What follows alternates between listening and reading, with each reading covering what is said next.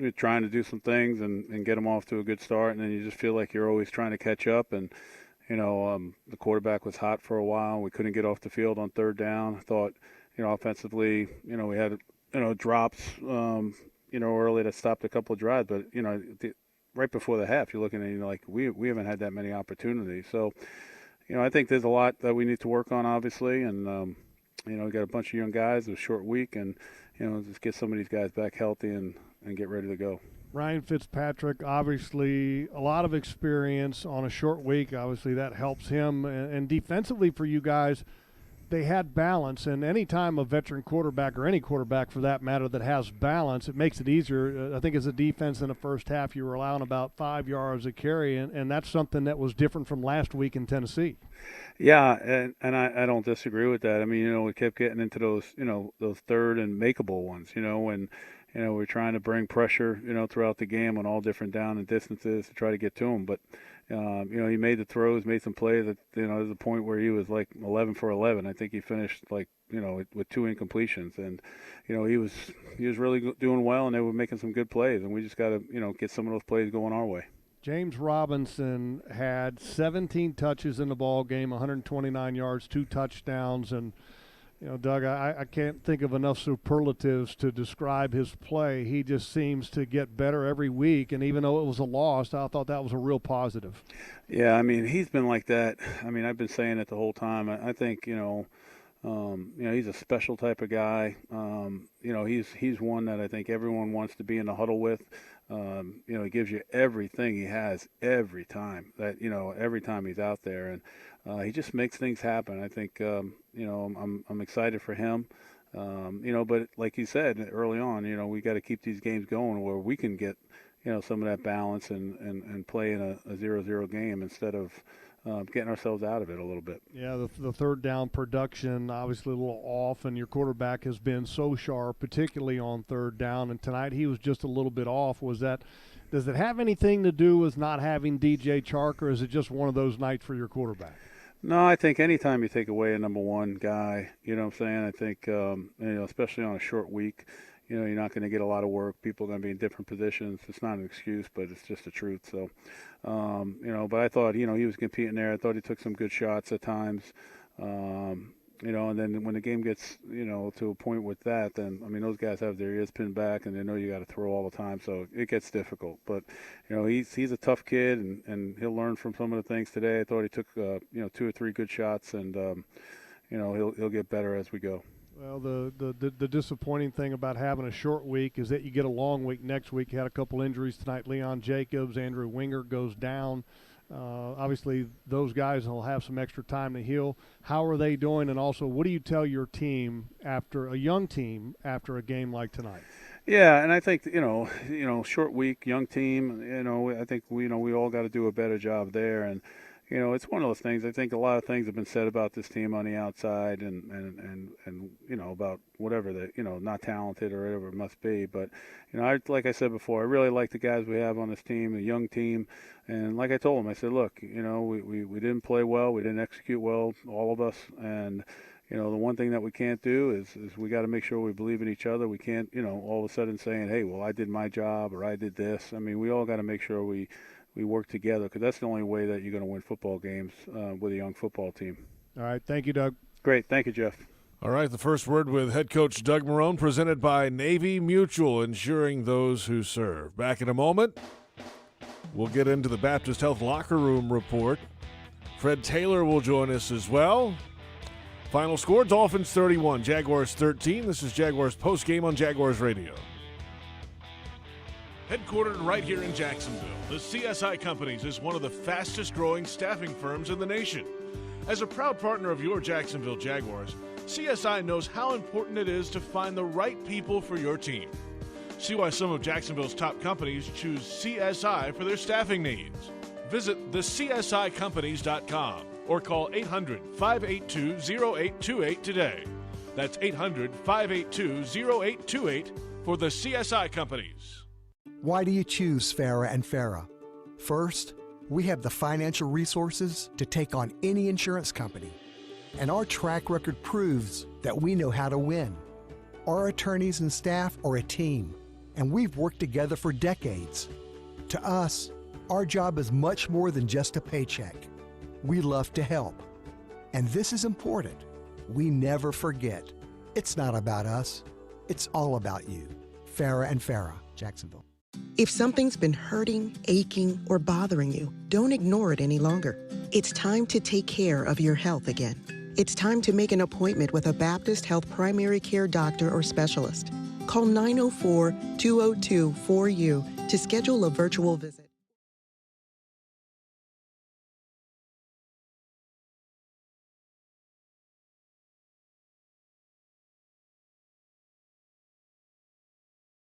All right. Thanks, Coach. Go ahead when we're ready, and then we'll take some questions. Are you ready? Yeah, go ahead. Yeah, I'm ready. Okay, great. Let's start with Hayes and then D-Rock.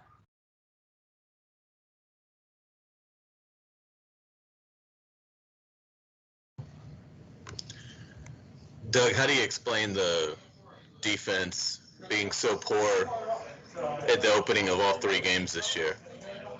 Yeah, I think that, obviously we're not executing well. I think that's the first thing you got to look at. I think we have to, see what we can do to help. I mean, tonight we pressured more than we have, first, second, and third down. Trying to get a team off track, try to get them off the field. That's something that, it's disappointing. It's something that we're going to be working on. And, obviously that puts you in a bind. Like you said, you never feel like you're in a rhythm of the game. And, I think we all understand that. It's not something that, we're looking at and trying to defend. We just got to figure out a way to get better at it. Thanks, Hayes. All right, let's go to D-Rock and then Mark Long. Doug, along that same vein, why not take the ball first if the defense has struggled as much, especially those first 2 weeks? Yeah, what was the question? Taking the ball first. Yeah, I think that's something that I'll look at. I think, just from a standpoint of, trying to overall philosophy of, trying to put the defense out on the field first and make the offense execute. It's kind of been a philosophy, but obviously it's something that, we'll look at and see if we have to change it. Could you give us an injury update on Leon Jacobs, Wingard, Wright, and talk about Cam's ejection? All right, who do these guys know? Who? Andrew Wingard. Yeah, I haven't talked to the doctors yet. I can give you guys an update tomorrow on the injuries.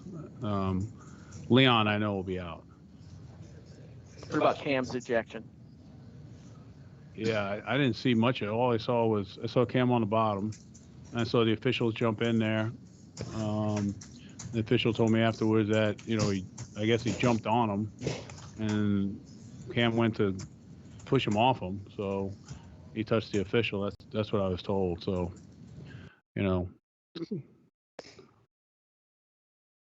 can't touch an official. Thanks, D-Rock. All right, let's go to Mark Long, then John Shipley, and then Mia O'Brien. Doug, how disappointed was it to offensively to not turn the ball over and struggle on third down, even in the red zone a little bit? The things that you did so well the first two games really just kind of backfired on you. Yeah, I just thought, I just felt like we weren't, in sync. I think when, they started out and, he was like 11 for 11 at that point, and they wound up scoring. I felt, we had a good drive, then we had a drop. I thought, the last turnover, he tried to push it down the field, late in the game. You're going to take shots that way. I wish we would have hit the shot and cover zero right at the end of the third quarter. I thought that was a good decision by him to throw the ball there. I wish we would have hit that one. But really at the, at the end of it, it's just, it's you just felt like we weren't playing, in sync of, how we want to play, with, play action, run, and mixing everything in there. We just felt like we were chasing, and I just felt that way during the game. Thanks, Mark. All right, let's go to John Shipley, and then we'll finish up with Mia O'Brien. Hey, Coach. I mean, you just alluded to Fitzpatrick starting off 11 for 11. It seems like slow starts have really been the biggest problem this year. I mean, what can you guys really point to for why the starts on both offense and defense have been like they have been? I think when you look at any team and people don't start off well, it's probably going to be, a lack of execution. I mean, it's just I don't think that you can really say anything more than that. I mean, so we've got to do a better job of executing early on. I think right now the teams that we played have done a better job than we have. Really, at the end of the day, so we just got to keep challenging ourselves to step up and get off the field and offensively be able to move the football. Thanks, Coach. Thanks, John. All right, let's finish up with Mia. Hey, Doug, all the guys really echoed throughout this week that the last 2 weeks, even when you were down, it didn't feel like you were down. What was the vibe on the sideline tonight? And when did you sense maybe a change, if there was one, in what you saw the previous weeks when you guys were faced with a deficit? No, I just think it just gets a little bit more difficult, depending on what you're seeing. Meaning that you know teams will get a lead, they're not going to let you take shots down the field. I think that we were able to get the ball in the intermediate section of it and break some tackles, but we never really were able to make a play to ever, in any of the phases to really swing the momentum, what I'm saying, of the game where you can get it back and feel like, okay, here we go. We were trying to get to a point where we can, maybe get it, to where it gets back to a one score game, and we just weren't able to do that. Did it feel like, third quarter that this game had already gotten away, or what was the vibe, especially having such a young roster? What did you see from your guys? I think in this day and age, I think these guys, again, it's a team that goes out there and they play to play. It might not be the execute real well in the beginning, but they got a lot of pride. They understand that we're going to keep getting better and keep working on those things that you've seen. So you're not gonna. The one thing I don't worry about this team is kind of vibes or hanging your head. I mean, I'm not gonna. I know I'm gonna do my best to make sure that doesn't happen. I didn't see that. Um, I think we were just obviously we had a couple of guys that were injured. That was kind of that always is tough. And then a couple of calls go against you, and that's tough too. But we've got to be able to overcome those things. Thanks, Mia. All right, thanks, Coach. Appreciate your time. Yep. Thanks. All right, guys, you'll get more from Doug tomorrow. We got a few players lined up, so we'll go ahead and get those started. He always, I think it was the second game, our second game. He told me to just try to get vertical because it was one run that I didn't, and that's what I've just been trying to do. All right, well, James, we appreciate it. Even though it was a tough night as a football team, congratulations. You had a fantastic performance, and keep it up. Thank you. Way to go, James. Keep pushing, boss. Thank you for having me. All right, there's James Robinson. A fantastic game today and a losing effort, though. 31-13, the final score. Dolphins over the Jaguars. The Baptist Health locker room report is complete. Baptist Health, changing healthcare for good. Back with more in a moment. One more segment with Logs. Fred Taylor joins us again from the broadcast booth in a moment. This is Jaguars Postgame on the Jaguars Radio Network.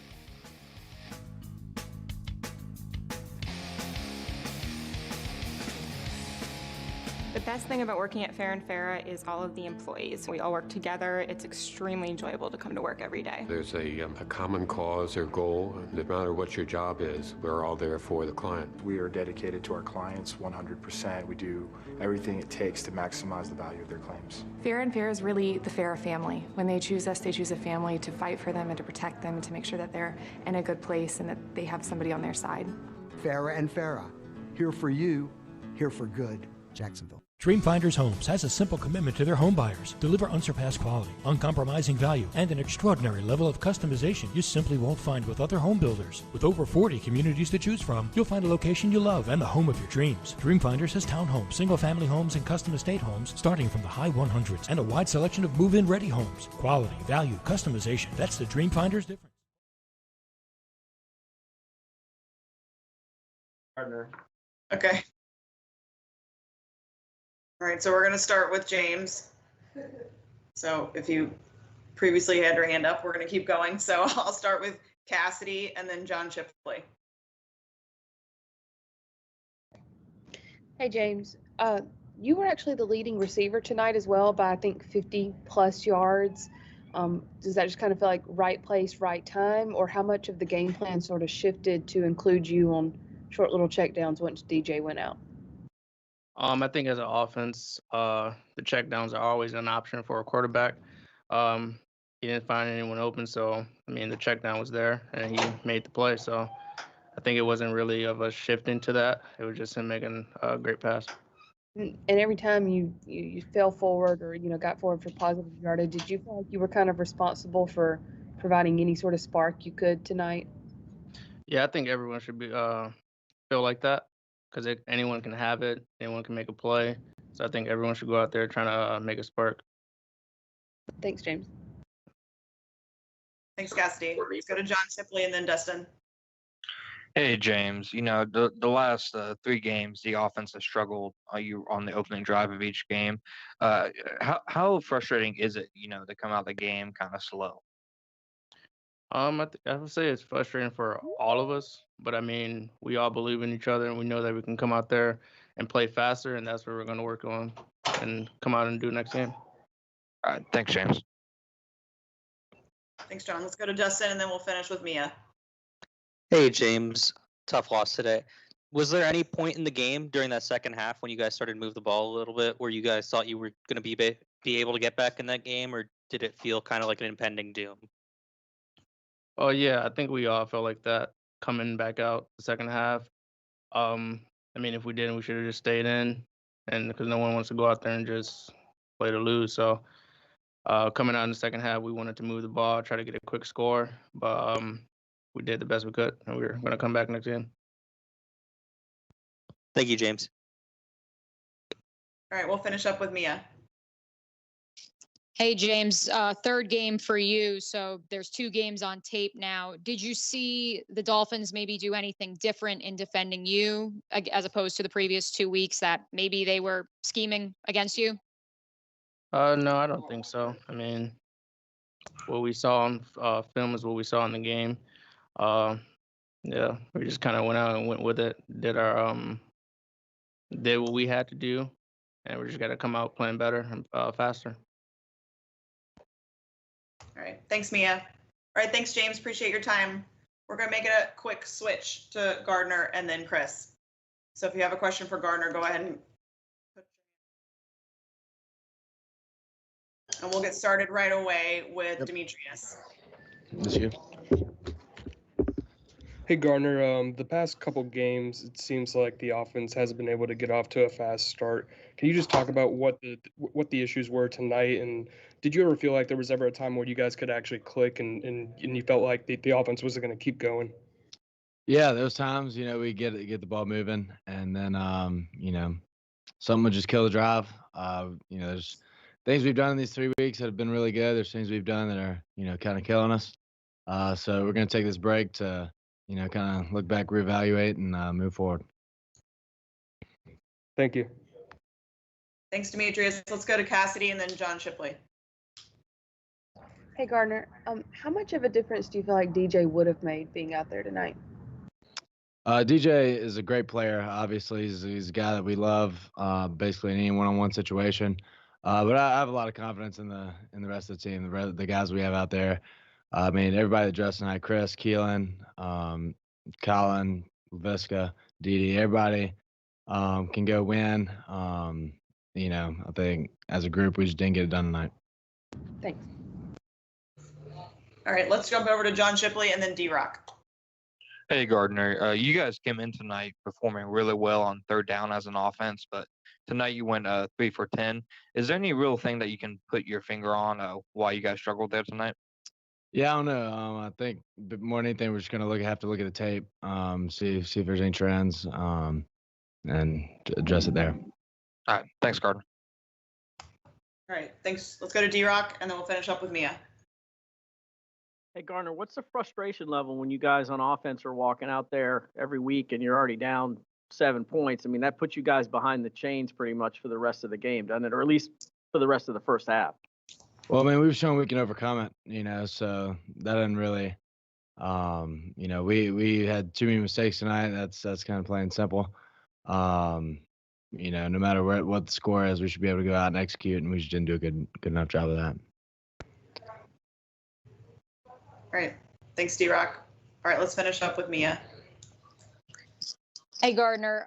I know Doug alluded to it, and the tape kind of shows it. They really took the deep ball away from you. Exactly what did they do that made it so hard to find anyone downfield? Yeah, they played a lot of soft zone coverage. Weren't going to let us take any shots. I thought our guys did a good job for the most part catching the ball, making what they could with it. But they did a good job defensively tonight. And I'm also just curious, what was your conversation with Chris Conley after this game? Oh man, there's both of us, my bad.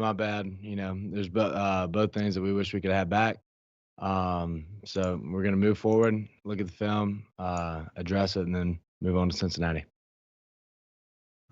All right. Thanks, Mia. And thank you, Gardner. Yep. Thank you, guys. All right. Chris is up next. It looks like D-Rock's already got his hand up, so we're going to go to you as soon as he shows up. It's just part of the drill. But what if you never had to ask for more? What if more was just a given? At Daly's, more is what our sandwiches are built on. More meat.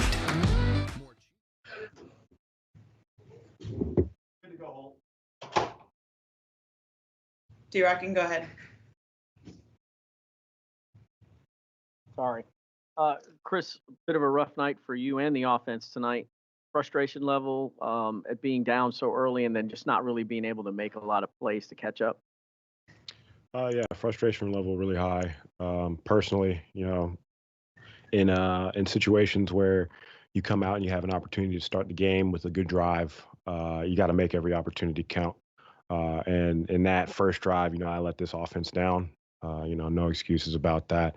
You got to make that play. But really, as an offense, guys stuck together and went out there and kept scrapping. Thanks, D-Rock. All right, let's go to John Shipley and then Cassidy Hill.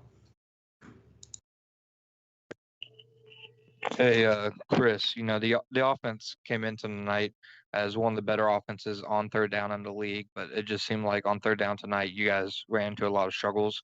Is there any reason you can point to why that is?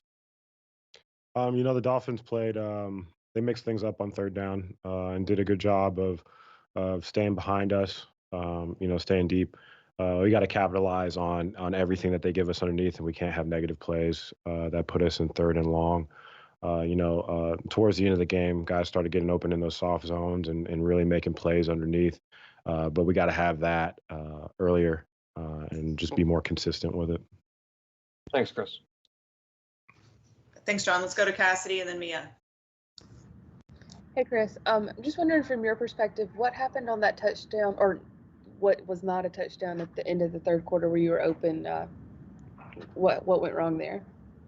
I guess just it was a good check. That wasn't the play that was actually called. I guess Gardner noticed the 3 press and was able to audible the play, give a nice little pump fake to the corner to keep the corner low and run a go. We just missed each other. And that's one that we got to be on the same page. We got to connect. Thanks, Chris. Thanks, Cassidy. Let's go to Mia and then Alex Fleming. Hey, Chris, as a leader, captain of this team, this is really, I think, the first loss. I know last week was also a loss, but what was the conversation in the locker room following this one? To take this time, look at this game, realistically look in the mirror and analyze what we could have done better. That's what guys are encouraged to do. That's what I'm going to do myself. But really to band and stick together. There's going to be a lot of stuff thrown at everybody right now, and there's going to be a lot of stuff thrown at people trying to pit us against each other. Stuff is already being thrown, social media and all that right now, and you got to really just block it out and go back to the drawing board and get back to work. There's not enough time to rest on those things in this league. And I still believe that this team can be as good as it wants to be. We just have to go out and we have to execute. And, I have to go out and I have to execute. Being that leader on this team, being a guy who's played in this league for a while, you got to show up when the lights are on. Got to show up. All right. Thanks, Mia. Let's finish up with Alex Fleming. How you doing, Chris? rough night.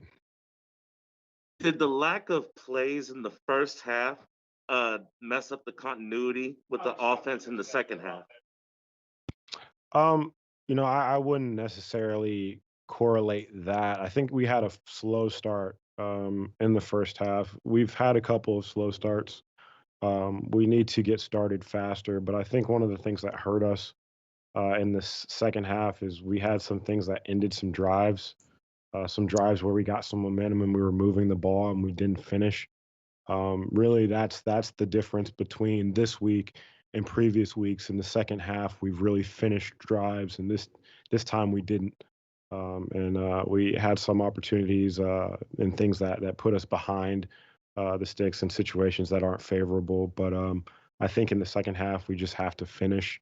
We need to start faster in the first half and really not get ourselves in holes that we got to dig out of either. Thank you, Chris.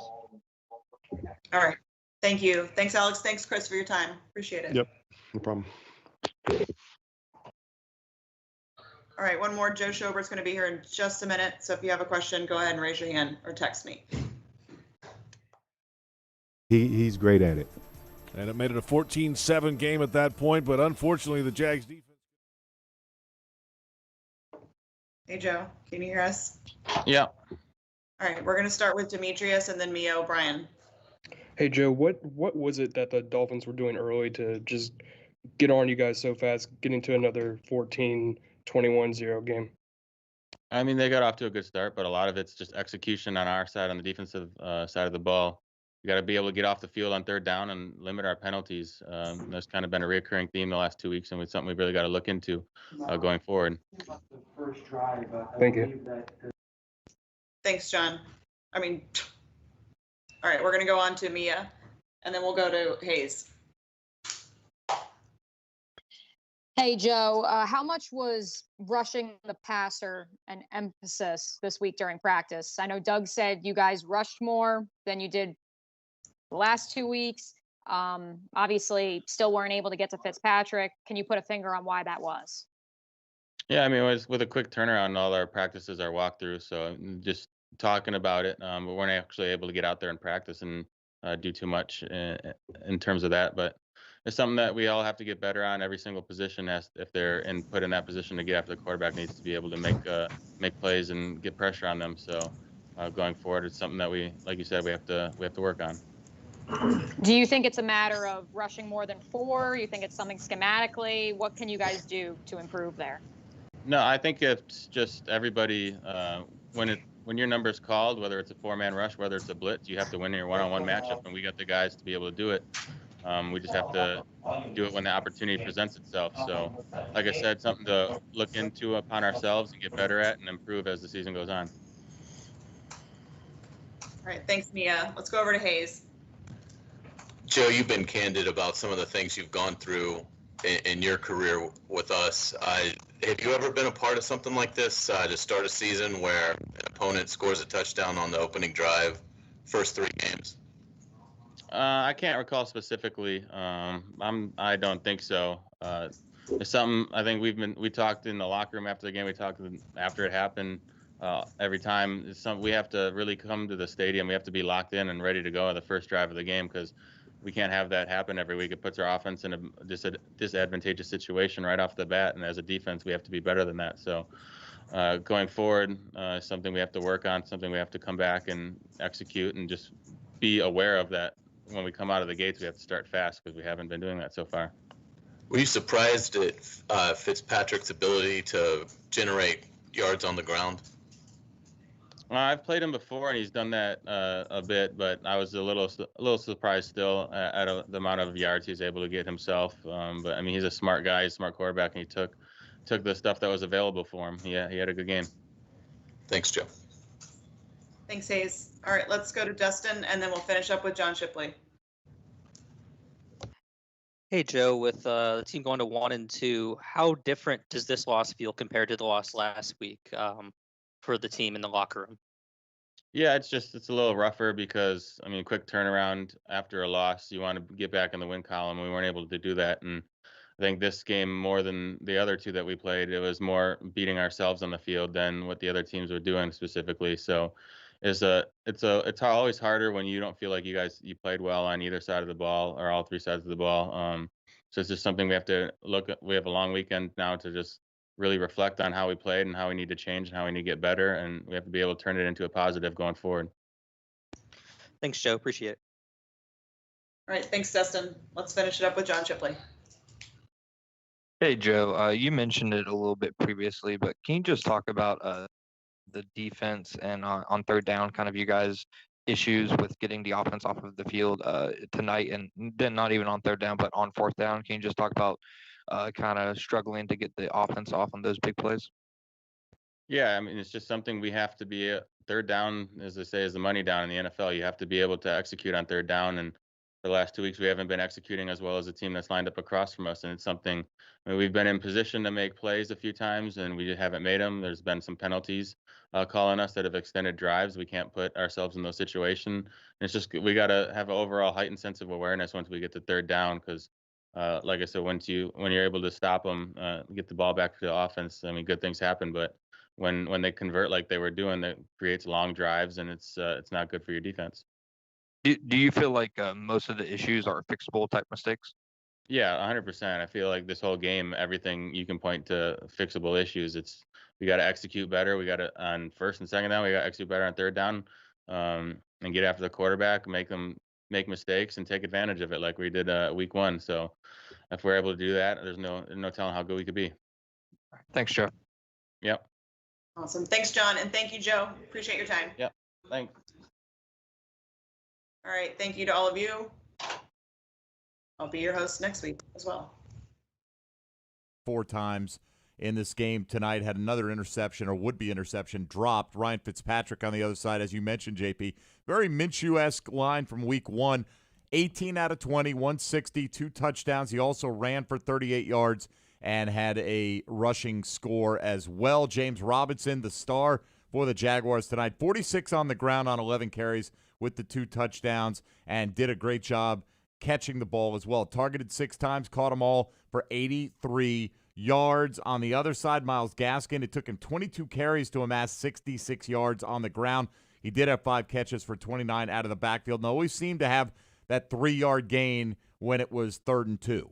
So he was effective, but not necessarily spectacular tonight. Devontae Parker led the way receiving for the Dolphins, 5 catches for 69 yards. In addition to James Robinson, it was Keelan Cole with 4 for 43. Chris Thompson caught 5 out of the backfield in the second half, mostly 5 for 35. Chris Conley had 3 for 34. Laviska Shenault, 5 for 33. That's pretty even distribution, just not enough high end there. Miles Jack, 11 tackles, including 7 solos in this game. Josh Jones and Joe Schobert each chipping in with 8 tackles of their own. Fred Taylor in the broadcast booth upstairs with us here on Jaguars Postgame. I'm looking at the drive chart here from the first 3 drives. Miami had 12 plays, 84 yards, 651. 6 plays, 80 yards, 317. And then 12 plays, 75 yards, 706. That's what, 17 minutes worth of drives, the first 3 drives of the game, and 3 touchdowns? I mean, the Jags didn't really touch. They had 4 possessions in the first half.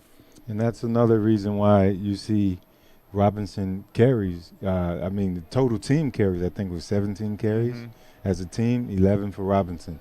They're just playing from behind the entire game, so now they can't get into their offensive playbook the way they practiced it during this short week. The defense definitely has to get out there and try and force the other team off the field. You mentioned it there. The first drive was 6 minutes, 51 seconds. 3:17, and then the third drive was another 7 minutes. Just adding those up, that's 17 minutes of 30 minutes that you get in the first half, and then now you're down 21-7 going into the half. So it's tough to come back from that, from those numbers right there, JP. But again, they have a longer week this week. Now they can go and watch the film, get healthy, watch the film, and really put together another game plan, but with effort and focus on playing around their star player right now, and that's James Robinson. Fred, it's really a dink and dunk offense tonight in the passing game as well. And I know Doug Marrone commented on this, but Gardner averaged 6.5 yards per attempt, which is not very good by NFL standards. Not, very explosive, certainly. He missed Conley on that wide-open throw, threw a couple off his back foot. It wasn't his best game. How much did the absence of DJ Chark, do you think, impact what the Jags were able to do tonight? Just hearing Doug's comments, he didn't think it was much, but at the same time, it's a short week. Your favorite guy is gone. Mm-hmm. So now you have a quarterback saying, okay, this is my bailout guy. No matter what happens, it's my bailout guy. And going back to what I said earlier, if you go back and watch the film, I truly believe, Conley was streaking down the Dolphins sideline. Should have been 6, early on, but he got it out to the back, flaring there on the sideline. But if that's Chark, the quarterback, you got to look for your favorite guy. And I'm pretty sure his eyes would have been downfield, going for the deep shot, being able to set this stadium on fire, much like we did back in '98 on the first play of the game when I struck out for the 78-yard run. But again, I think Gardner, he definitely missed his main guy tonight. That was subtle, not so subtle at all, Fred. You're throwing out why not? The highlight was out there this week. I like that. It was out there, but, I'm trying to draw a comparison because I believe now I'm going to go back and watch the tape, and I'll confirm that later in the week. At this point, I doubt it even really matters, but just to make sure I wasn't seeing things and also to make sure it marries up to Gardner missing his favorite target, because guys are going to look for your guy, and tonight he wasn't there, so those throws weren't there either. Let's come back in a moment. That was the TIAA Bank Stats Check. We'll pick our Jaguars Radio Network player of the game. This is a breakaway slam dunk waiting to happen, and it's the Jaguars Postgame Show on Jaguars Radio. At Jacksonville International Airport, the health and safety of travelers is their #1 priority. They're doing everything they can to mitigate the spread of COVID-19, from adhering to CDC cleaning guidelines, requiring facial coverings in the terminal, and encouraging social distancing at every point of the airport experience. For a comprehensive look at what the airport, airlines, and their shops, restaurants, and rental cars are doing to keep passengers safe, please visit jacksairportcares.com to learn more. Jaguars fans, whether it's on the field or in your finances, the key to success is a solid plan.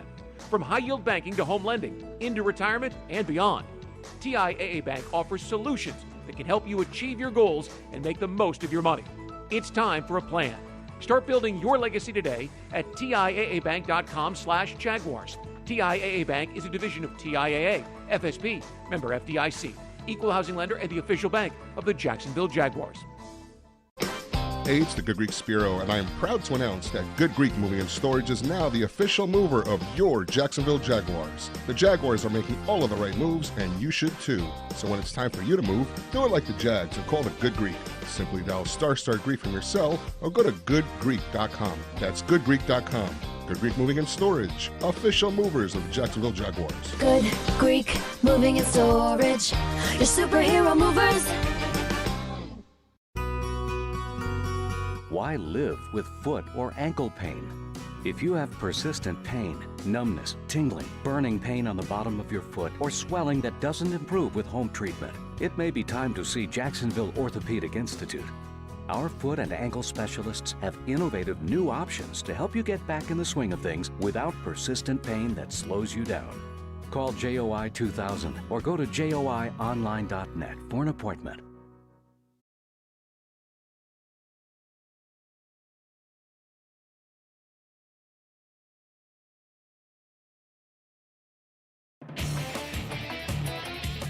Welcome back. Jaguars postgame, 31-13. Dolphins over the Jags in Week 3 on Thursday Night Football. Award-winning singer, songwriter, producer John Party will headline the first ever live drive-in concert experience in Jacksonville. The concert will take place in Lot J, adjacent to TIAA Bank Field in Daly's Place. And now 2 shows have been announced, Friday, October 9th and Saturday, October 10th at 7:30 each night. Tickets available to purchase per car, with a maximum capacity limited to the number of seatbelts per vehicle. Nobody in the trunk allowed. Visit Ticketmaster.com for more. Time now to pick our Jaguars Radio Network player of the game. JP Shadrick, Mike Dempsey, Fred Taylor. And this is, I get a vote. Mike gets a vote. Fred gets a vote and a half because he's the pride. That's what happens. I think this is going to be unanimous. Maybe I'm crazy. We could let Tony Smith have his 1.1 votes, which we were doing in Fred's app. So it's all going to come out the same way. I think so. Fred, you want to start us off? Of course, the running back position is a no-brainer. James Robinson, he continued to play well each and every week, man. He impressed me the first 3 weeks of the season. Tonight, 11 for 46, 4.2. You can't argue with that per carry. Shows some toughness downhill, always showing the vision. 2 touchdowns. I'm going to have to give him a call because I think that's 3 on the year. I only had 16 as a rookie or something like that. So I'm going to have to give him a shout. But even more impressive out of the backfield, 6 targets, 6 catches, 83 yards, almost 14 yards per. So, I mean, he's the bright spot right now. So he has my player of the game vote. 17, Fred. Just well, you know what? Hey, Mike. Yes, sir. I've only been tackled 10,000 times. My memory sometimes fails me, and who keeps up with that stuff anyway? Right? I do. That's what I'm here for, brother. I'm here for you to take make sure that your stats are duly noted. That's all I'm saying. I know, especially don't this time of the yourself. year. Where the Hall of Fame guys at? Do they hear you? Right. Hey, I'd be happy to argue for you, my man. No, look, James Robinson, 17 touches, 129 yards, and I think what he showed tonight is he truly can be a 3-down back, right? I mean, excellent in the receiving game. You don't find those much more in the league now, Mike. You're right, Fred. And, I mean, really, even when they were down 14 points for a while there, they were going with James Robinson. You know, you'd figure maybe Chris Thompson. And Chris ended up getting some run as well. But James gives you that threat that, hey, you know, it's 3rd and 4. Maybe they're going to hand it to him. He can also catch it out of the backfield. I don't think he'll lose anything in the receiving game when he's on the field. So very impressive in that department. We'll make it a clean sweep. James Robinson is the Jaguars Radio Network player of the game. Big game today. 11 carries, 46 yards, 2 touchdowns on the ground, and 6 receptions for 83 yards in the passing game. Unfortunately, a losing result. Yeah. Dolphins 31, Jaguars 13. Back with the Baptist Health injury report in a moment. If you're looking for the MVP of the truck game, then look no further than Ford F-150. Loaded with impressive capability and designed to dominate work, play, and everything in between. This truck makes tough look easy. No wonder it's the official truck of the NFL and proud partner of your Jacksonville Jaguars. This is Jaguars Postgame on Jaguars Radio. Brooks Rehabilitation outpatient locations throughout Florida are currently open and accepting in-person and telehealth appointments. They're following CDC guidelines to include screenings, temperature checks, face masks, social distancing, and additional sanitizing of all surfaces. They're taking extra precautions to ensure your safety so you can focus on your recovery. Please call their central intake unit at 904-345-7277, option 3 to schedule your visit. Brooks Rehabilitation is the official rehabilitation provider for the Jacksonville Jaguars. You're working from home. So how do you connect with coworkers and clients? With RingCentral, the #1 global communication solution for business. RingCentral makes talking, texting, collaborating, and video calls easy. And it's all on one platform. And when we say everyone should be connected, we mean it. It's why we're giving RingCentral free to educators, health providers, and nonprofits. Learn more at ringcentral.com. Welcome to the new RingCentral. If something's been hurting, aching, or bothering you, don't ignore it any longer. It's time to take care of your health again. It's time to make an appointment with a Baptist Health primary care doctor or specialist. Call 904-202-4U to schedule a virtual visit or see a doctor in person at a Baptist Health location. The time for better health is here. Call 904-202-4YOU or visit getbetterjacks.com. Dreamfinders Homes has a simple commitment to their home buyers. Deliver unsurpassed quality, uncompromising value, and an extraordinary level of customization you simply won't find with other home builders. With over 40 communities to choose from, you'll find a location you love and the home of your dreams. Dreamfinders has townhomes, single-family homes, and custom estate homes starting from the high 100s and a wide selection of move-in-ready homes. Quality, value, customization. That's the Dreamfinders difference. Call 904-738-0165 or online at dreamfindershomes.com. Dreamfinders Homes, the official home builder of the Jacksonville Jaguars. Prices subject to change without notice. Equal housing opportunity. Kessler Creative, proud partner of the Jacksonville Jaguars, has the large format printing services running in high gear, creating large banners for marketing events, full vehicle wraps. Learn how Kessler changes the game with print and direct mail innovation. From eye-catching restaurant menus to real estate yard signs and event displays, Kessler does it all. Kessler Creative, Jacksonville, Florida. Results-driven marketing and a proud partner of the Jacksonville Jaguars. Jaguars fans, game day is back. And this year we've teamed up with Jameson to add another win to your week with official Jaguars and Jameson branded collectible stadium cups. They're only available for a limited time in the Jacksonville metro area. So grab yours today, pour a smooth Jameson, ginger and lime, and cheer on the Jags with Jameson. Taste responsibly. Jameson Irish Whiskey, 40% alcohol by volume, 80 proof, product of Ireland, copyright 2020, imported by John Jameson Import Company, New York, New York.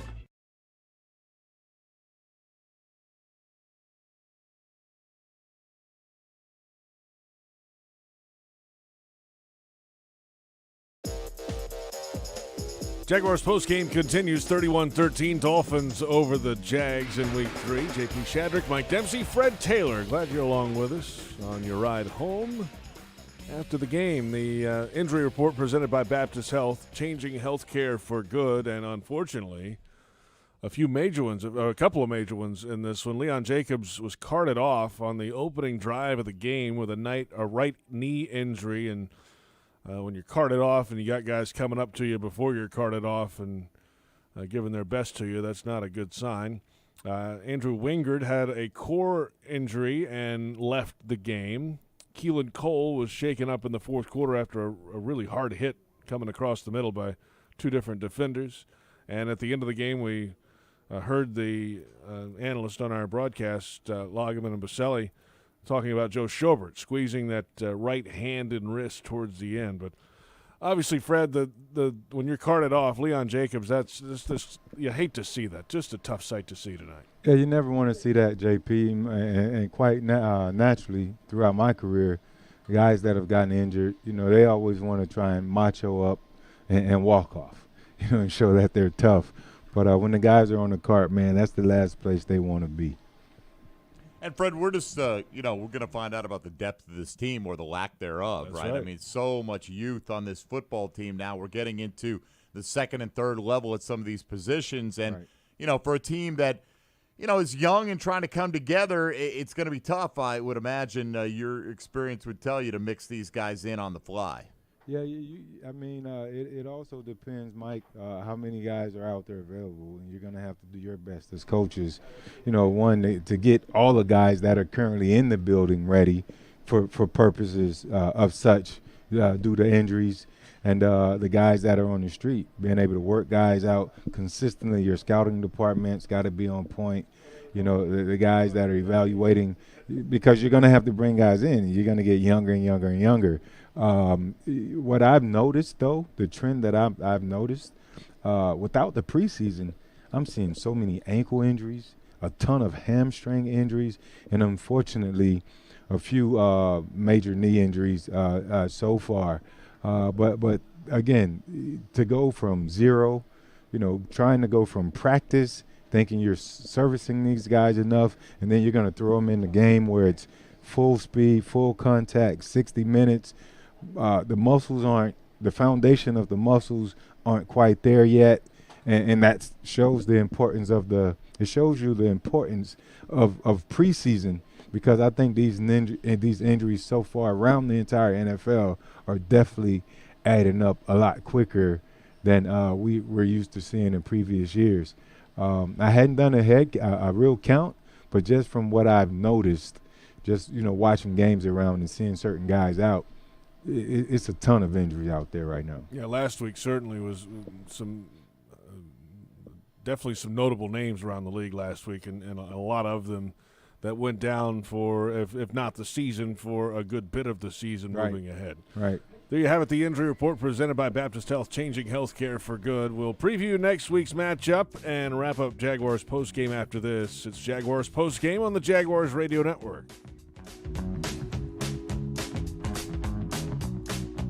Bold statement.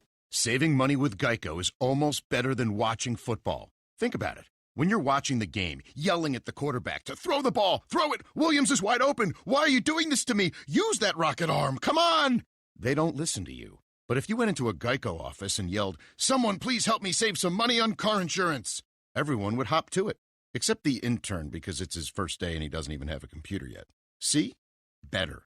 Switch and save with Geico. It's almost better than sports. Now more than ever, the Jaguars want to recognize our fans and everything you do to make football, well, football.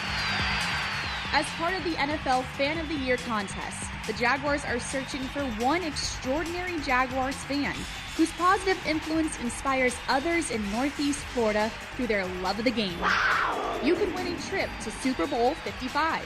Visit NFL.com/Fan of the Year now to nominate yourself or others for a chance to win.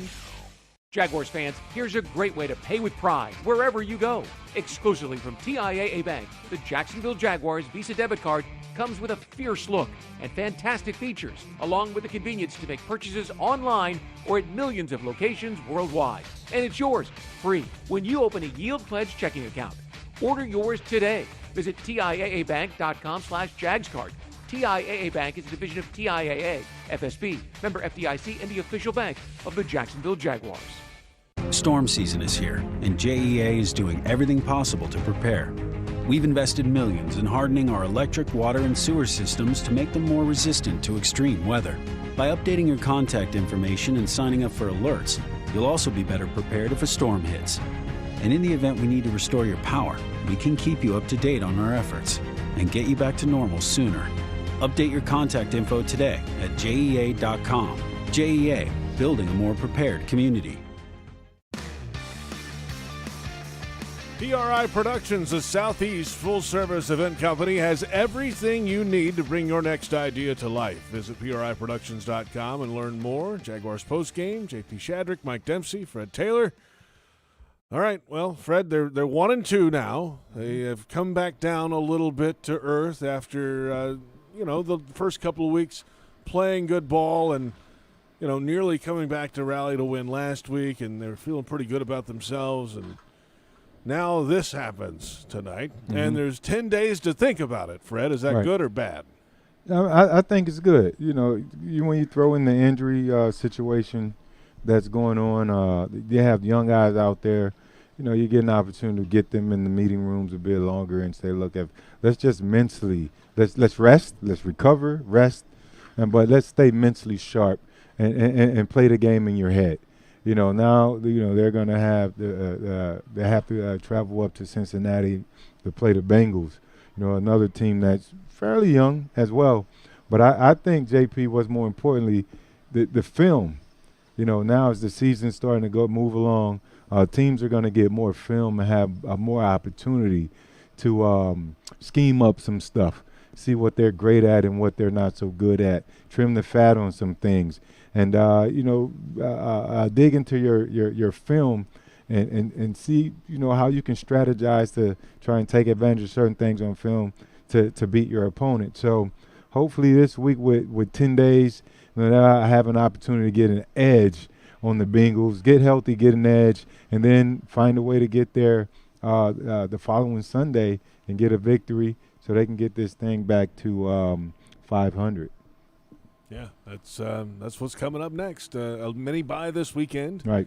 You can watch some really good football games on the schedule this weekend, by the way. The late games on Sunday and then Monday night as well. And then back to work next week and on to Cincinnati. Two road games in a row coming up, at Cincinnati, at Houston, and then home against Detroit before the bye week in Week 7. Hey, Fred, well done, man. I know it's a little different. We're distanced. It's weird not being in the same room with you. I miss you guys. We missed you for, man. at least we showed up for the first 2 weeks. Oh, no. Hey. Oh, no. Just having fun. Kick him in while he's down. Oh, come on. Brother. Come on. I wouldn't say it to your face because you'd kill me. Hey. We love you, Fred. No, I won't, Michael. I know. Fred, good stuff. We'll talk to you next week. Have a great bye weekend. All right, guys. Appreciate you, man. See you soon. All right, Fred Taylor, take care. Pride of the Jaguars running back, joining us. That'll do it for Jaguars postgame. And for those on our flagship station, 1010XL in Jacksonville, stick around. The Scoreboard Show is next. And, yes, the phone lines will be open at 355-NFL-1. Senior VP of Communications is Dan Edwards. VP of Production is Patrick Cavanaugh. Executive Producer Dave DeCandis. Manager of Radio is Joe Fortunato. Tony Smith and Linda Fortunato are our producers. Brent Reber, Trent Padilla, and Max Hockman produce the shows for Jaguars.com. For Jeff Lageman, Fred Taylor, and Mike Dempsey, this is JP Shadrick saying good night The final score for the final time, Dolphins 31, Jaguars 13 on the Jaguars Radio Network.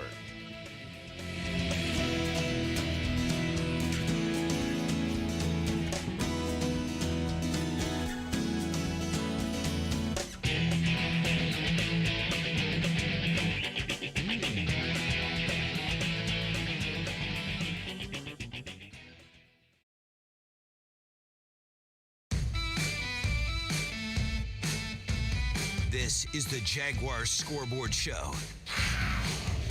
This is your chance, Jaguars fans, to sound off about today's game.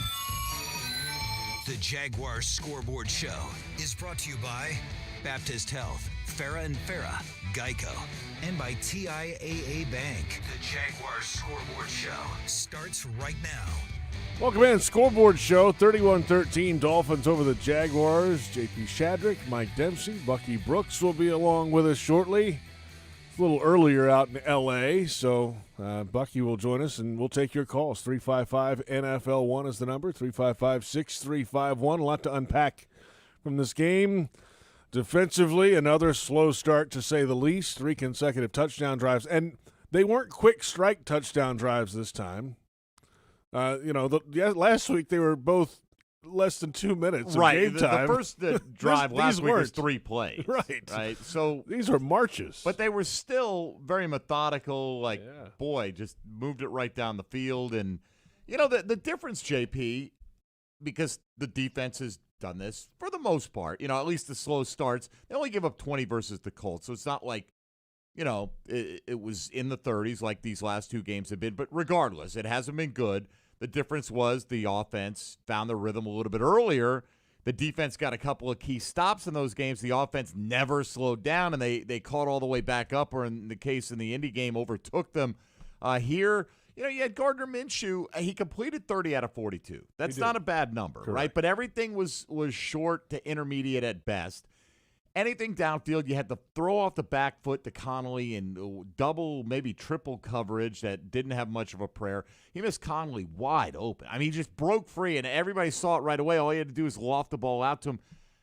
He'll hit that pass 99 out of 100, but he didn't hit it tonight, right? And he's continued to take some sacks that we feel like not everyone he can get out of, but particularly the one at the end of the half when you gave it was 4th down. You gave Miami a chance to do what Tennessee did last week and tack on a late field goal. The defense stepped up and got their 3 and out, so it was, salvaged there. But, you had the fumble in the pocket, which has not been an issue since, I guess 2/3 of the way into the last season. And then, you had not only the interception to Howard, but you had another tip ball that wasn't a great throw into coverage that could have easily been intercepted. So while Gardner on the 30 he completed, he was fine, but he made more mistakes tonight than he'll make when he's on in a month of games. So, that it's going to be tough when you're spotting them 14 if your offense is sputtering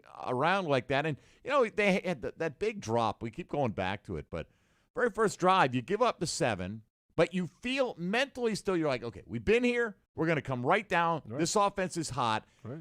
It's 2nd down, and I think it's 2nd and 8, and they hit Conley or hits Conley in the hands, and it's just a flat drop on the sideline. Would have been a 1st down, and then they go short pass to Shenault, short of the sticks, have to punt it away, and so Miami's got a chance to build on their lead right away. Who knows what happens? Maybe they don't score on it eventually, but I'd like to have a fresh set of downs on Miami's side of the field, and that's what they would have had. Because they had a 24-yard reception to Robinson to start that drive, and here we go. Here comes the offense. Let's get it going. Right, okay, we've seen this before. We're going to have a high-scoring game, and you can get away with it. I'm not saying you're happy about it, but when you have an offense that's consistently putting up the points, this week I use the example of several examples of games on Sunday.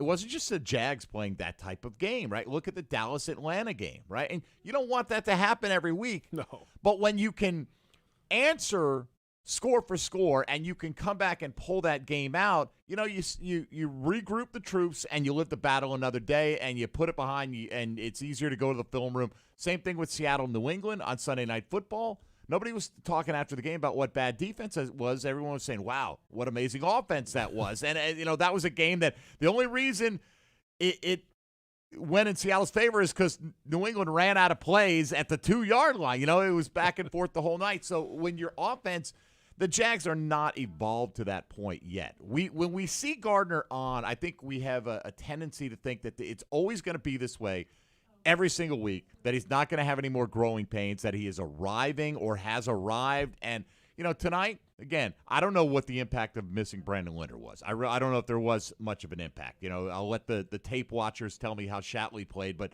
I got to believe there's some impact not having DJ Chark in the football game tonight. I think so. Fred just talked about it. Yeah. Right, and then you when you're in that situation where you're putting yourself behind the 8 ball with the defense giving up points early, that one drop by Conley gets magnified. If you're a team that's really humming on all cylinders, you have a drop, you got a punt, okay, no big deal. You're going to come right back, and they never really got into that groove in this game tonight. Tonight was Gardner Minshew's 15th NFL start. 15. He's played about a full season. Right, he played he had that basically full the full Kansas game. City game. Right. But that he's basically at one season's worth of football. Right. Now. So. And he hasn't. And he didn't have. Keep in mind, he's never had an off season, a normal off season as the man. Right. This is the first time since high school. Right. But last year it was Nick Foles getting all the first team reps, and this year you didn't have the OTAs and the mini camps at all. I'm not making excuses for Gardner. He's got to play better. Particularly, he's got to have. I don't know if it's pocket awareness. I don't know exactly what it is. Taking these big sacks, and I get it. You'd rather take the sack than force a ball up for grabs. But when it's 4th down and you give a 15-yard loss, there you got to battle another day. You put your defense in a bad position. They actually bailed him out on that one. So, it's 1 or 2 a game, it seems like, where he gets caught where you feel like, man, had he recognized it sooner, maybe he could have gotten rid of the ball and saved that yardage. So hopefully that'll improve. Your calls coming up, 355-NFL-1, 355-6351. JP Shadrick, Mike Dempsey, Bucky Brooks coming up, and it's the Scoreboard Show on Jaguars Radio.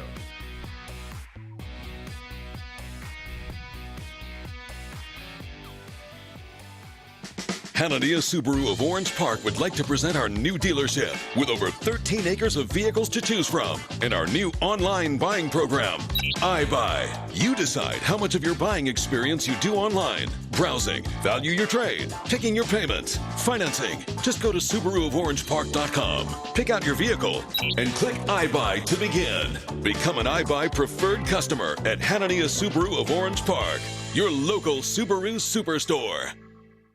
At Tropical Smoothie Cafe, one taste and you're hitting refresh now, palm tree swaying now, letting loose now, busting a move now, cranking up the beats now, hands in the air now, feeling free now. You're on Tropic time now. And right now at Tropical Smoothie Cafe, try our watermelon mojito and guava margarita smoothies. And you're tasting fruity now, sipping sunshine now, toasting summer now. You're on Tropic time now at Tropical Smoothie Cafe. I'm Chantel Baker, fiancée of DJ Chark. My fiancé is always prepared with a game day plan, and so am I. I'm always looking for easy ways to save time, and Publix helps me tackle everything from pre-game prep to post-game cleanup with prices that are never out of bounds. This week at Publix, assorted varieties of Always Ultra Thin, maxi pads, and liners are on sale for $5.49. Available at Publix, where shopping is a pleasure.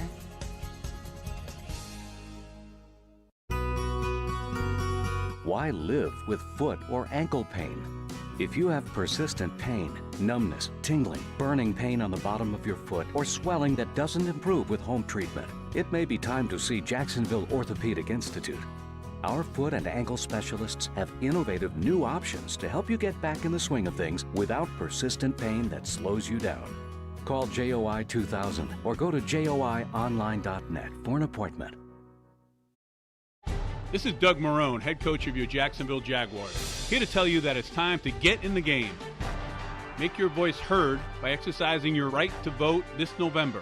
The ballot is your chance to make a difference. It's your opportunity to make a play. So get off the sidelines, visit jaguars.com/vote to get registered. The choice is yours, the time is now. Register to vote by October 5th and get in the game. Hi. This is Dr. Patrick Basil of Basil Plastic Surgery and Wellness. I'm a proud veteran of the U.S. Navy, and during my active duty time, I had the amazing privilege to serve our country and those who were wounded in combat. Helping my patients return to a normal life, I was able to provide an unparalleled level of care, which I've carried over to my own private practice today.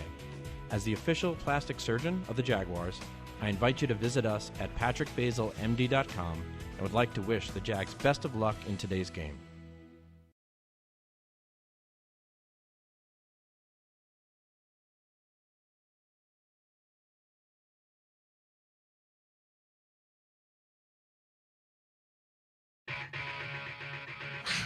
The Jaguars Scoreboard Show. Scoreboard Show continues right now. Welcome back. Scoreboard Show, 31-13. Dolphins over the Jaguars. JP Shadrick, Mike Dempsey, and Bucky Brooks joining us from California a little bit earlier on the West Coast, Bucky, but good to be with you again. What's up, man? Guys, I'm not as hot today. I don't know if you can get happy, optimistic, Bucky. Bucky's not really happy about what we saw. The glass is half empty now. And he's speaking in third person. That's never good. Yeah. It was a tough watch. Tough watch today. Tough watch. Yeah, at least we got James Robinson's performance to hang our hat on tonight, Buck. That was a good one all around, but not enough to play up to that level tonight. No, and it's really disappointing. It's disappointing in a few different things. We talked Sunday about how this was going to be a great opportunity because it's the only game in town. It's a primetime game, one of the only games. This visual was going to shape the national opinion on the Jaguars. And so you thought that the team would be very excited that they would play at their best, and they just didn't. Slow start by the defense, just can't get off the field, can't cover, can't rush. Like a lot of things that we've talked about are they're consistent themes. And then I think the thing that is really concerning for me is Gardner Minshew's play on this stage. Look, he played well the first game. He was okay the second game, but this game was a game that he wasn't in sync, and it looked a little big for him in moments. And so the reason why it's really troubling that he didn't play like this on the big stage is now when you are a general manager and you're tasked with the responsibility of figuring out what are we going to do at the quarterback position, it becomes a harder sell when this may be the only game that the nation has seen your quarterback. To sell, hey, we're going to go with Gardner Minshew over Trevor Lawrence, Justin Fields, Trey Lance, it becomes harder because this is the image that everyone's going to have in their mind. And so it just makes it very, very difficult as a decision maker to go against the grain if you really buy into Gardner Minshew when this is the only game that some people will see on him. Now, if Gardner comes out and throws the ball over the yard the next 4 or 5 weeks, then that could change that, though, right, Bucky? I mean, that's what's going to have to happen. It can for Jags fans, yes. Okay, yeah. On the national stage, and what happens is, look, I'll say this: general managers and coaches say, "Oh, we don't hear the outside noise," but they hear the outside noise because then when you ask them questions, they're already ready to fire back, and so it filters into it, and so because of the performance, it just could have ramifications for Garner that he may not be able to reverse the narrative because a lot of what he has to overcome is being the former 6th-round pick, being the guy that many didn't expect him to be a starting quarterback so early in his career. He has to overcome that, and he's given the others, the naysayers, ammunition to say, see, I told you he wasn't that guy. All right, let's get to the phone lines. 355-NFL-1. I know it's late, but we're going to get some calls in here. Yes, we are. We'll start with Sakib on the south side. Sakib, you're on with Bucky Brooks here on the Scoreboard Show. Go ahead. Hey, what's up, guys? Hey, I was hoping for a good birthday present today, birthday yesterday, but it was disappointing. You know what I mean? This defense is horrendous.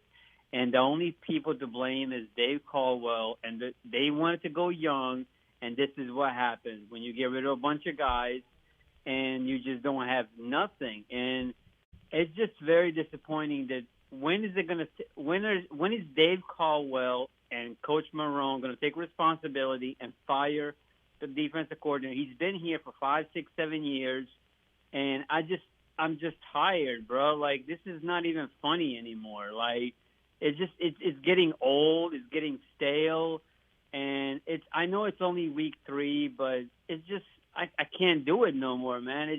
I keep getting heart attacks. I had 5 heart attacks tonight, man. It's just sad, man. Wow. Yeah, it sucks, man.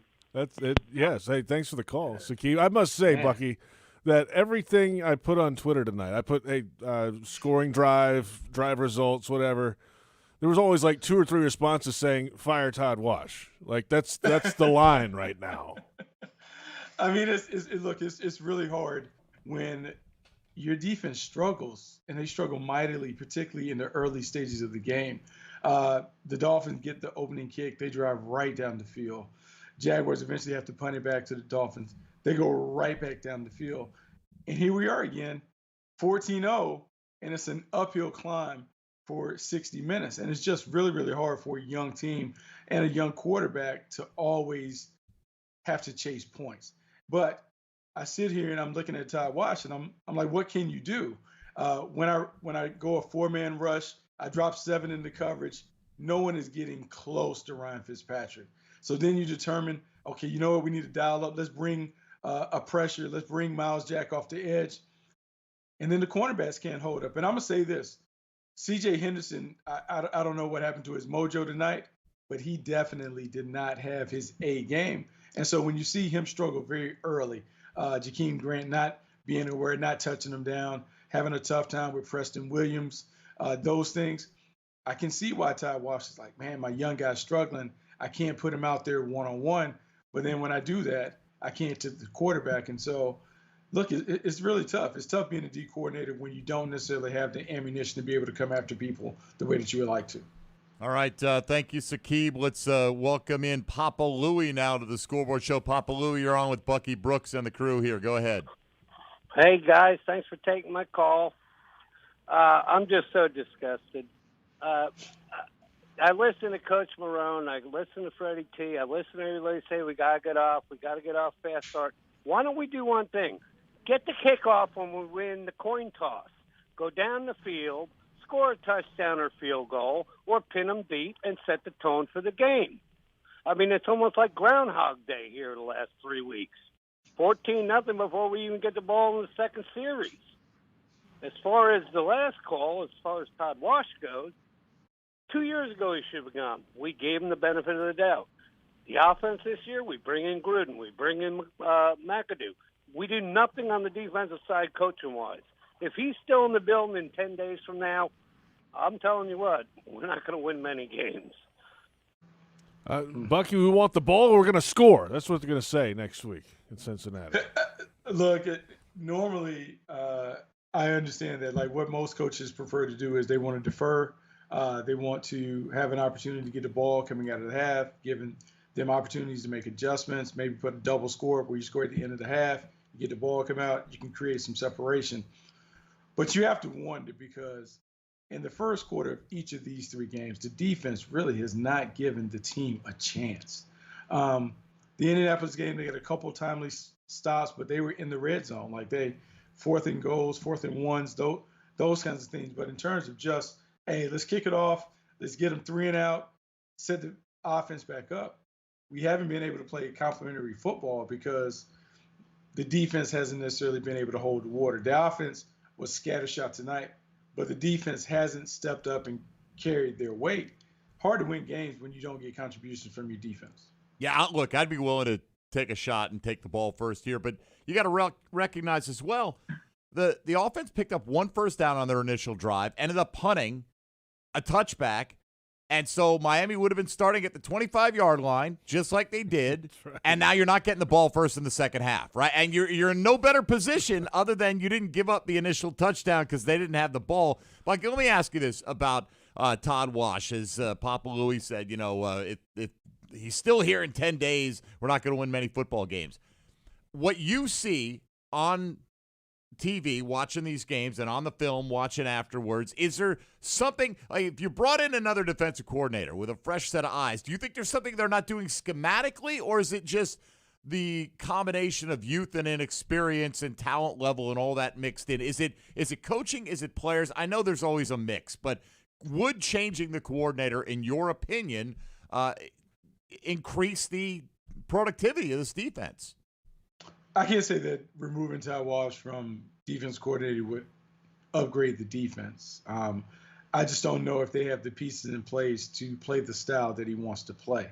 When they were having success kind of carrying that defense over from when Gus was there, it was the Seattle Seahawks defense where you rush 4, you lock up, play man-to-man, you have great corners.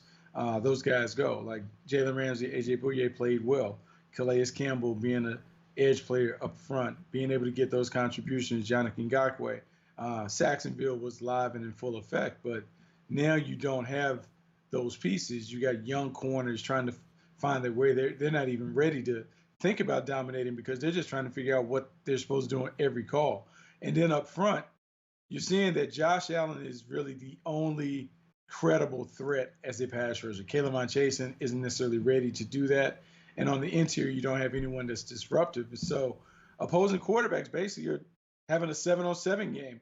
And you don't pressure them, they're too good. And so I just don't know what Ty Walsh can do. I don't know how he can confidently go into his room and say, okay, I'm going to add these schemes, and this will make us better. I think the youth, the inexperience, and maybe just the talent level of the defense doesn't give him a lot of options. Let's come back in a moment. More of your calls. The phone lines are open. 355-NFL-1 is the number. 355-6351. It's the Scoreboard Show on Jaguars Radio. Hey, Jaguars fans, are you ready to talk some trash? Well, nobody talks trash quite like Waste Pro, the official waste service and recycling partner of the Jacksonville Jaguars. Specializing in residential and commercial solid waste and recycling collection, processing, and disposal, Waste Pro is equipped to handle all your recycling and garbage removal needs. For service, call 904-731-7288. Waste Pro, caring for communities and caring for Jacksonville. If something's been hurting, aching, or bothering you, don't ignore it any longer. It's time to take care of your health again. It's time to make an appointment with a Baptist Health primary care doctor or specialist. Call 904-202-4U to schedule a virtual visit or see a doctor in person at a Baptist Health location. The time for better health is here. Call 904-202-4YOU or visit getbetterjacks.com. You won't find a better deal to keep your ride clean than Scrubble's Flexible Service Car Wash. Start in the tunnel wash and experience state-of-the-art equipment while enjoying a soapy light show. Our quality soaps and solutions keep your vehicle streak-free. Every 3-minute car wash package comes with self-serve vacuuming, lint-free towels, window cleaner, and a free air freshener. Visit us at the St. John's Town Center, Fleming Island, and Atlantic Beach. And coming soon to Kernan and Atlantic. Trust the bow tie. You'll know quality once you arrive. Go Jags! Slot right, blue 42, hot, hot. A great quarterback is a true leader with a work ethic that never wavers and a desire to win that is second to none.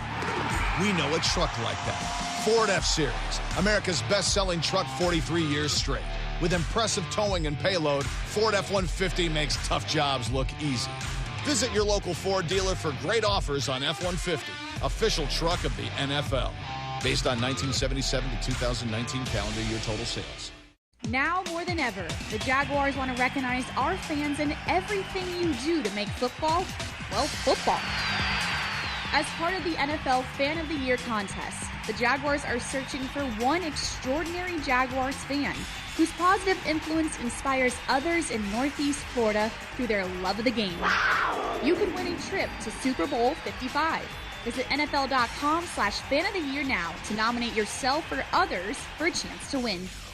Floridians know what it means to stand together. That's why Florida Blue is committed to the people of Florida by providing health care with lower costs and higher quality. Enroll within 60 days of life-changing events, such as losing your job, to get benefits like plans as low as $0 a month and up to $500 per year towards your premiums and wellness rewards. Call 1-800-750-0164 or visit floridablue.com/care today. Florida Blue is a trade name of Blue Cross and Blue Shield of Florida, Incorporated. These health benefit plans have limitations and exclusions.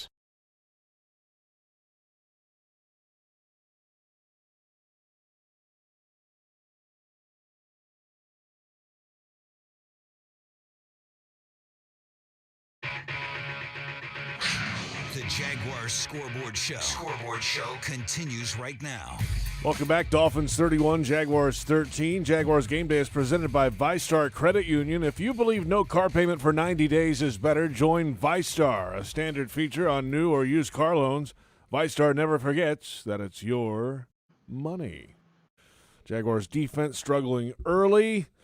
The offense a little slow starting, and turnovers trying to claw back in it late today. They just couldn't get it done. They didn't have the magic that they had the first 2 weeks. I know they didn't, and you don't want to rely on that magic. I mean, the offense has had some of that mojo for the first couple of weeks to keep them in football games, allow them to win one of them, but the defense right now has been consistently, giving up way too much, and particularly early on, you dig that hole, and we saw it once again. If you're not clicking on all cylinders on offense, you're not going to be able to climb out of it, and tonight was a case in point. 355 NFL 1, the number, 355-6351. Mike Dempsey along with JP Shadrick and Bucky Brooks. We got Robert on the line next up here on the Scoreboard Show. Hi, Robert. How are you? Hey, guys. I'm good. Obviously, we missed DJ Chark a lot more tonight than I thought we would. Second, this team has got to score 30 points to win a game, obviously. And then I was very disappointed. We were driving the ball right before halftime. It was 2-minute warning, 3rd and 6, and they throw a toss sweep to the right. And I'm just like, it just seemed no magic at all in the offensive game plan. And like I say, I guess we met DJ, but this defense can't stop anybody, and it's going to be a long season, guys. Love you. All right, thank you, Robert. Love you too, man. Bucky, that pitch play to Chris Thompson, the guys on the broadcast were saying they thought Gardner checked into that play because he shifted Thompson, and then he went with the pitch, and I know Jeff and Tony on the broadcast thought that he must have seen something and they weren't sure what it was. They even said, I don't know what he thought he saw there because the play wasn't there. What do you make of that sequence right there? Look, I feel like tonight was the night where Gardner Minshew tried to do too much, just in general. He kind of played outside of himself instead of playing kind of within himself and in the structure of the offense. I think very well he may have anticipated pressure or something that would lead him to get into that check, but it wasn't a favorable check going into the boundary, short field, just didn't work out for them. And that was critical because, look, they had I would say still a fairly manageable third down situation, just couldn't get themselves in a position to really knock down the points. And then you follow that up with a terrible sack on 4th down. Just an awful sack. And I just felt like, for whatever reason, Gardner Minshew was playing hero ball, like trying to take everything and put it on his shoulders and wheel the team back into the mix. And some of that can be, look, offensive players have feelings too, and they look and they see the defense struggling each and every week. They know that they can't stop anybody, so internally they ratchet up the pressure that they may feel, but just not a good look. And I think the quarterback has a lot to do with why the offense just couldn't get going. How big, beyond that, how big was the loss of Chark for the offense tonight? I mean, it's huge. It's your number one playmaker because you remove Chark, then they elevate somebody else. Now, I didn't know that Chris Conley was going to have maybe the worst game that we've ever seen him have in a Jaguars uniform, but each of those 2 drops that he had were significant. The first one, it robbed Gardner Minshew of being able to get into a rhythm. Like sometimes, man, you just need to see the ball go in the hoop to kind of get going, and then that was a crusher. And then the other one was also big because that was going to be a big play. And then there's the failed hookup against blitz coverage. Conley's wide. I mean, he's wide open. Should be an easy touchdown. Minshew gets hit as he throws, just doesn't get there. And so, yeah, everything is out of sorts because the pecking order is different. But still, you got to play right on your end to give yourself a chance, and they just didn't give themselves a chance. All right, we go back to the phone lines here on the Scoreboard Show. Derek, you are next up here with the guys. Derek, go ahead, please. Hey, Derek. Hey. Yes, sir. You're on the air, Mike. We're good. What's up, buddy? How you doing, Mike? I'm just trying to understand. This is the 3rd week in a row that we win the toss and we defer, and I completely understand about the defer because you want to get the ball in the second half, but 3rd week in a row and we we let the offense just go down and score. I know y'all answered this, and there's plenty of callers that have addressed this, but like, can we just like get the ball in the first quarter and just let Gardner just do his thing? Well, I think we just touched on that, right? We did, but that just shows you how many people are thinking this way. I mean, That's right. We took this call last week, too. Now, I'm not saying from Derek, but just this, kind of thing. Like, hey, might we want to consider this, Bucky? I feel like coaches, Buck, are going to stick with tradition and the methodology that we talk about, because you're right, they do want that last drive of the first half and the first drive of the second half, and they want to keep the other team off the field for that stretch and build momentum that way. But if you're falling behind 7-0, it's not doing you any good right now. Yeah, it could be a consideration. I think all things on the table. This is a mini bye week, as we would say, because they have the extended weekend of next week. So this is an opportunity for Doug Marrone and his staff to sit down and see if they can make some slight adjustments when it comes to their style of play, what they're doing, what they're emphasizing. I would expect to see some up-tempo part of their game, be it fast break or anything where they're kind of going fast and trying to get the quarterback in a rhythm, trying to tire out the other team. It may be a great opportunity for them to do that and put that in the fold and then kind of move forward. All right, let's come back. 2 more segments to go on the Scoreboard Show after a Jaguars loss 31-13, Dolphins over the Jags. This is the Scoreboard Show on Jaguars Radio.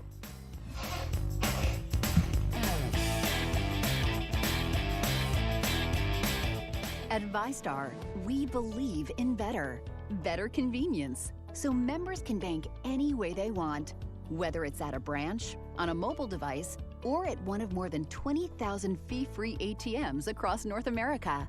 We believe that people have better things to do with their time.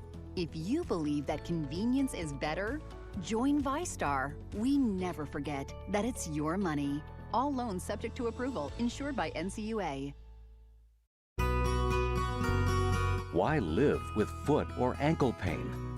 If you have persistent pain, numbness, tingling, burning pain on the bottom of your foot, or swelling that doesn't improve with home treatment, it may be time to see Jacksonville Orthopedic Institute. Our foot and ankle specialists have innovative new options to help you get back in the swing of things without persistent pain that slows you down. Call JOI 2000 or go to joionline.net for an appointment. This is Doug Marrone, head coach of your Jacksonville Jaguars, here to tell you that it's time to get in the game. Make your voice heard by exercising your right to vote this November. The ballot is your chance to make a difference. It's your opportunity to make a play. So get off the sidelines, visit jaguars.com/vote to get registered. The choice is yours. The time is now. Register to vote by October 5th and get in the game.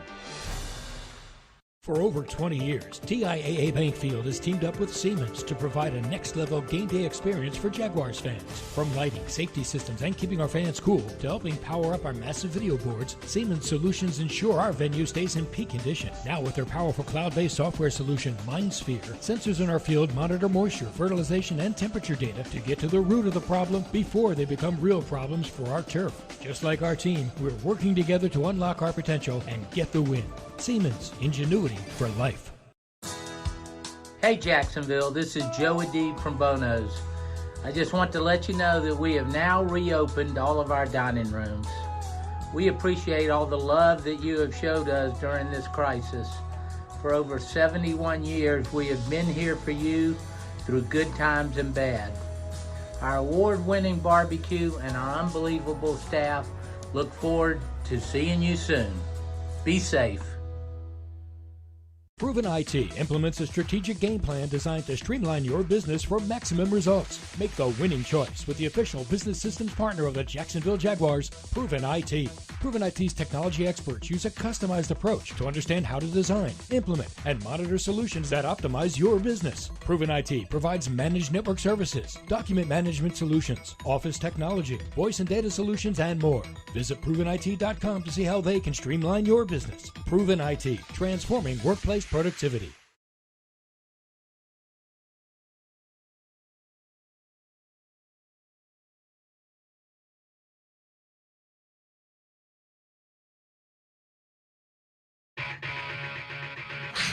The The Jaguars Scoreboard Show. Scoreboard Show continues right now. Welcome back, Scoreboard Show. JP Shadrick, Mike Dempsey, Bucky Brooks, 31-13. Dolphins over the Jaguars. You know, the glass is half empty, but there was positive tonight.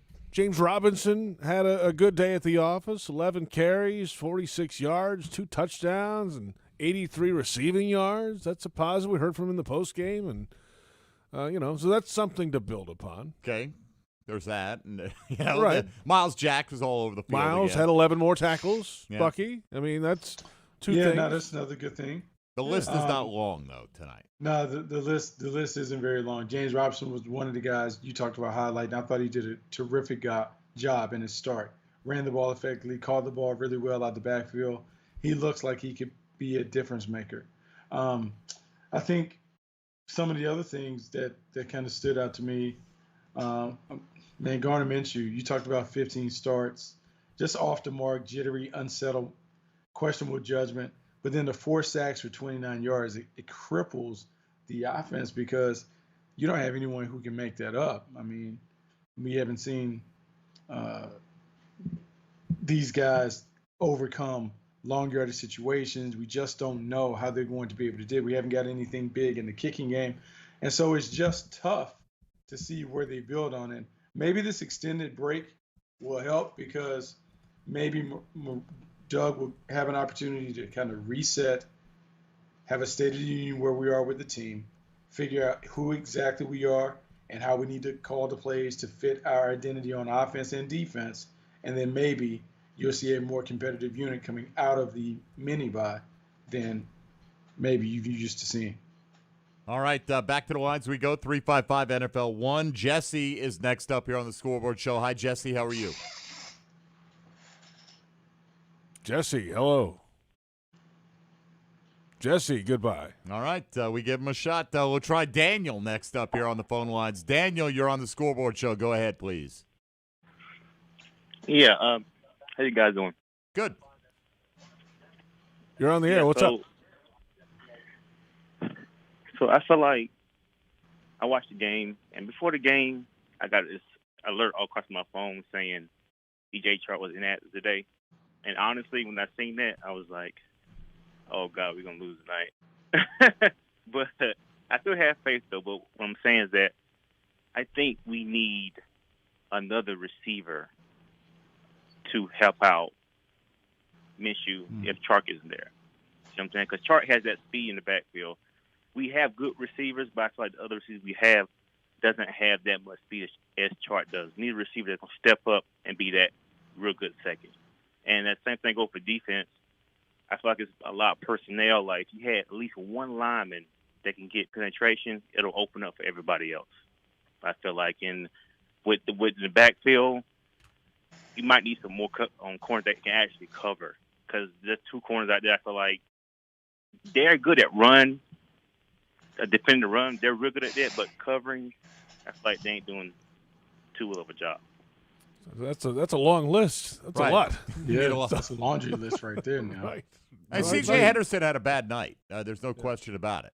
But you look back like week 1, I thought he played very well. He was rookie of the week. So, he's going to have his ups and downs, I think, a little bit, Buck. But it's tough. I mean, that's why they drafted Laviska Shenault to be that next receiver. And he's only playing in his 3rd NFL game here, Bucky. And I don't know if you can expect him to take over games in the absence of DJ Chark. Anytime Chark's out right now, they don't have they have good depth, but they don't have it's not a superstar laden core, I guess is what I'm trying to say.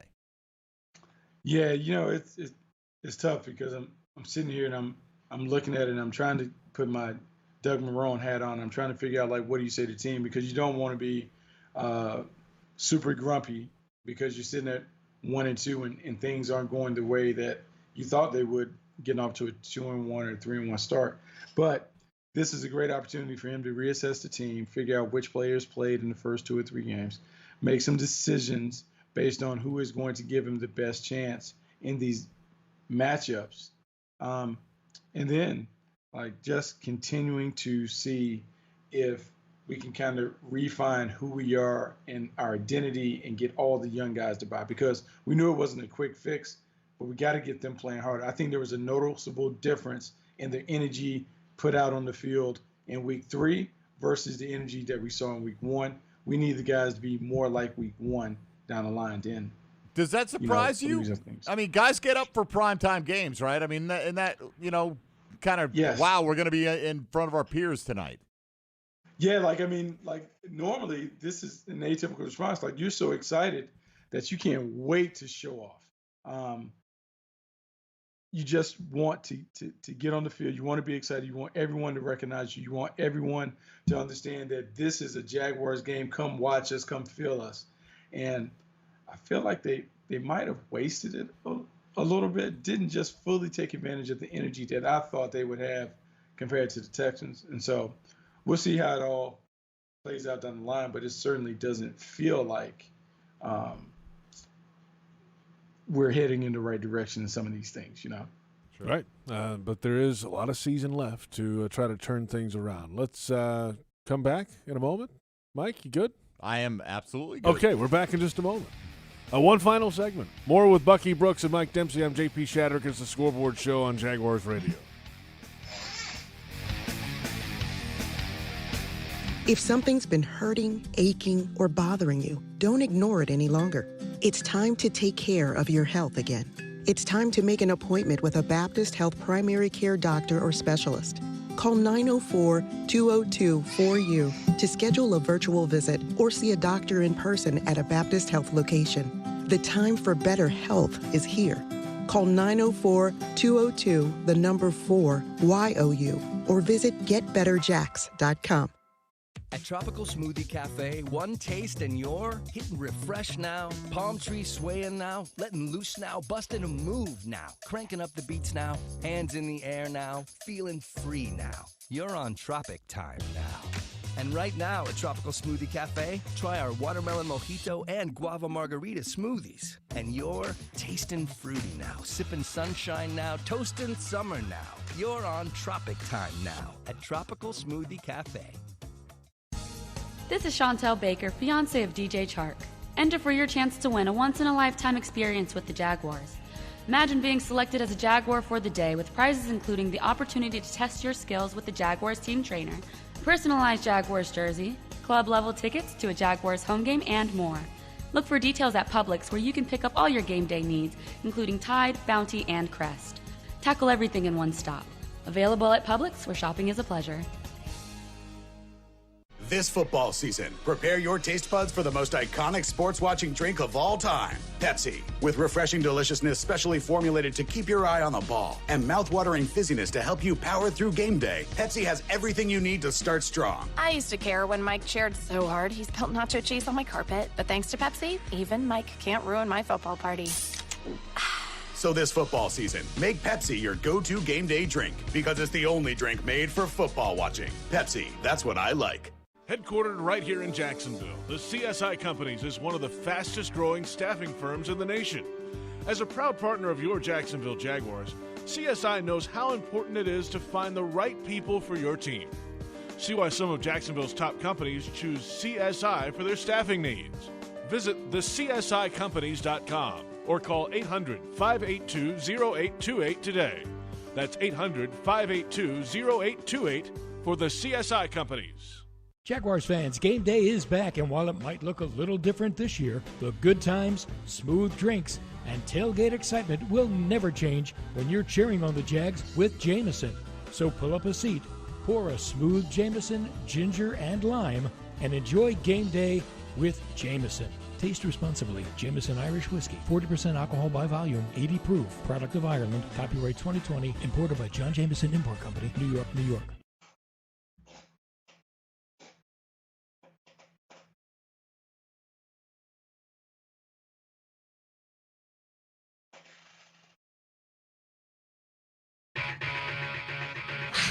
The Jaguars Scoreboard Show continues right now. All right, no more calls tonight on the Scoreboard Show, at least. The fifth quarter is coming up next, though. They're going to go late into the night, early into the morning. 2 more hours. Calls coming up. 31-13, the final. Dolphins over the Jags. JP Shadrick, Mike Dempsey, and Bucky Brooks. And just some final thoughts here, guys. It's brought this team back down to earth a little bit, Bucky, after some positive things, even though there was a losing result last week. You had some positive. The glass was half full, and now it just kind of comes back down a little bit. It comes back down, but, we got a 24-hour rule. No matter what happens, you just kind of move beyond it. So we got the clock is ticking. We got to get beyond that. We have to try and find the silver lining in this loss. I think there are some things that you can take away. The early start by Laviska Shenault, where they were giving him the ball, I think he showed some promising stuff coming off the heels of that game that he put up against the Titans, where you saw him in the backfield, touched it a few different ways. I think he is someone that needs to go up the charts in terms of priority when it comes to touches. I continue to feel like there are guys like James Robinson that played well, that is proving that, you know what, undrafted free agent, right out the gate has been able to be solid and effective. We saw him with the scrimmage yards, 129 scrimmage yards on 17 touches. That's the kind of stuff that you would like. Defensively, I feel like Miles Jack and Joe Schobert are playing hard. Just have to be tasked with the responsibility of making sure the other guys play hard. If we can get some of these things fixed, and, we got to address the kicker situation too. We missed a PAT. I know Lambeau was on the lam for maybe 3 weeks, but come on now. Guys, get whatever it is. We got to get that cleaned up. Yeah, no question. We talked about that, Buck, earlier tonight, that you wonder going into next week. He was 1 for 2 on extra points. Those were the only opportunities he had here. What is the confidence level of Doug Marrone to call on him, and what's the range he's comfortable sending him out there? I have a feeling he's just going to try to put that behind him and say, let's go with what we saw, throughout training camp. But it is definitely something to watch, man, because I don't want to say we took it for granted, but we all became very comfortable with the idea of Josh Lambeau lining up for a place kick, going to get a snack because we felt it was going to be good and we weren't going to miss anything. Yeah, I mean, it's a unique set of circumstances. Lambeau gets hurt last week. Even after the flubs and miscues, he has been a very, very solid point scorer. And this was a night where you needed to score points, where if you hit the 35-yard line, you could count on it. Not having that change, play calling changes how you approach the thing, and you had too many variables. You just don't like the way that the recipe looks. And so we'll see. They'll take the long weekend. They'll get back to it. They put the pads on, get the popping. And I think they will give Cincinnati the respect that they deserve, and hopefully that will lead to a better performance from Jacksonville. Bucky, well done. We'll talk to you again next week. Have a great mini bye. Yeah, it should be fun, man. You guys be great. All right. Bucky Brooks joining us from L.A. Mike Dempsey, you have a great mini bye as well. I'm looking forward to a Sunday off watching football. It's going to be a great weekend. It was not a great night for Better the Jaguars. times ahead. 31-13 the final. Dolphins over the Jaguars. Thanks to our entire crew, and thank you for watching and listening. And thanks to Bucky Brooks. For Mike Dempsey, I'm JP Shadrick. The fifth quarter is coming up next. This is the Scoreboard Show on Jaguars Radio.